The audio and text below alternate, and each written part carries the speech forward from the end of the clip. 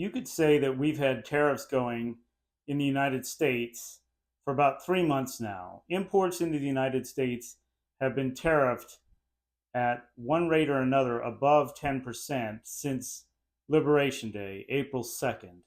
We're now in July, so it's been over 3 months.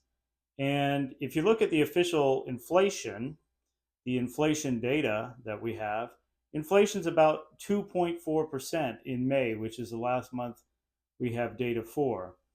So we're really not seeing any kind of prices being pushed through to the consumer via the tariffs. Now, I made a number of videos a few months ago about how the tariffs were being pushed up the supply chain to the producers. And there were a lot of people disagreeing with me on those videos. However, it's been 3 months now, and we're starting to see data. In fact, we have absolutely stunning data from Japan about cars being imported to the United States. And this data originally comes from the Bank of Japan. And what I'm going to do is I'll show you a chart here to show you just how much the Japanese auto manufacturers have been eating the tariffs. In fact, they've basically been eating all of the tariffs. Now, before we look at the chart, I just wanted to make a point of looking back to what we saw in mainstream media. And it was a resounding chorus of experts and economists and pundits saying that we were going to see incredible price rises on products for Americans, and that Americans, the price of the tariffs would be fully borne by the consumer. And in April and May, they were often saying, oh, we'll see the prices show up in June or even July. Well, we're already in July, and the price hikes have not shown up. We're not seeing the prices being borne by consumers.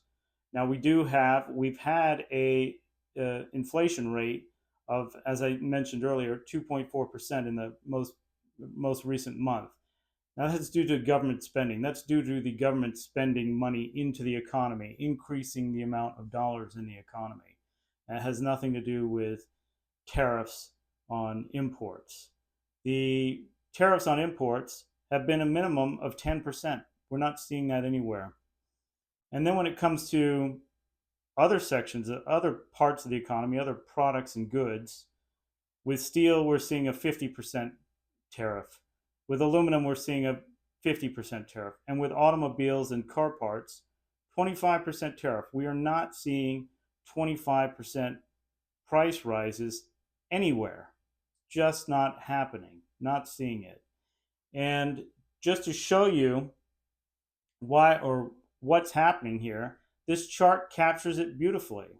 So what do we have on this chart here? We have Japan passenger car export prices to North America showed a sharp decline. And the first thing that may jump out at you on this chart is the dark blue line. And that is passenger cars that are exported to North America. And you can see it just drops off there, falls off a cliff.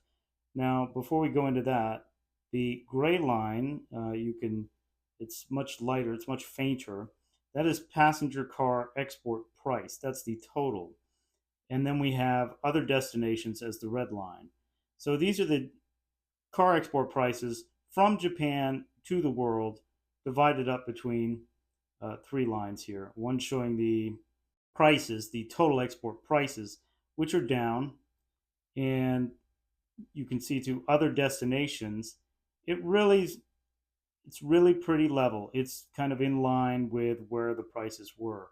But to North America, we have this massive, massive drop off. And what we see in that line actually is the exports to the US declined by 24.7% by value in May, but only 3.9% by volume. So Japanese car makers took a big hit to their profits by slashing prices to maintain their share, to maintain their market share. So that's a 24.7% value drop in May. That is the 25% auto tariff right there, contained entirely within that price drop, within that price cut. They cut the full amount of the tariff, 25%, which is absolutely stunning. You'd think they would push through some of the tariff, maybe 1 or 2%, something like that. Not even close.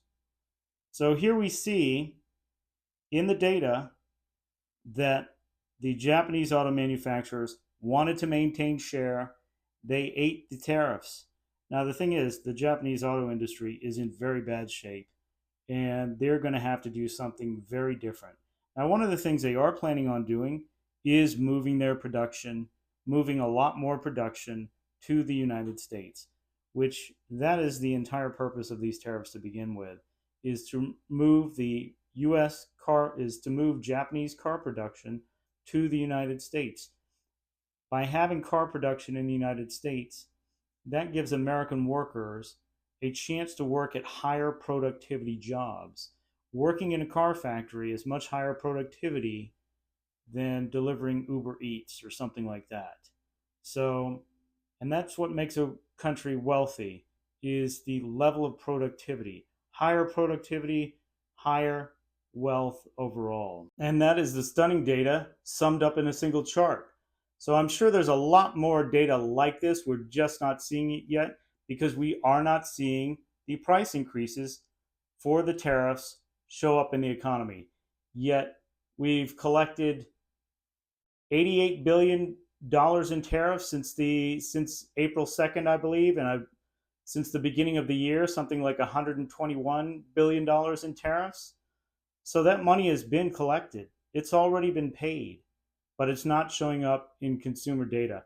Not to the extent that we would expect tariffs to show up in the consumer data, or excuse me, not to the extent that so many of the pundits would expect it to show up in the consumer data because it's already been paid. It's not showing up. We're not seeing it. Anyway, that's it. That's pretty much what there is to this story at the moment. If you like this kind of content, please subscribe to my channel. I could use more subscribers. And if you like this video, please like this video, and I'll be bringing more videos like this to you again. Thanks.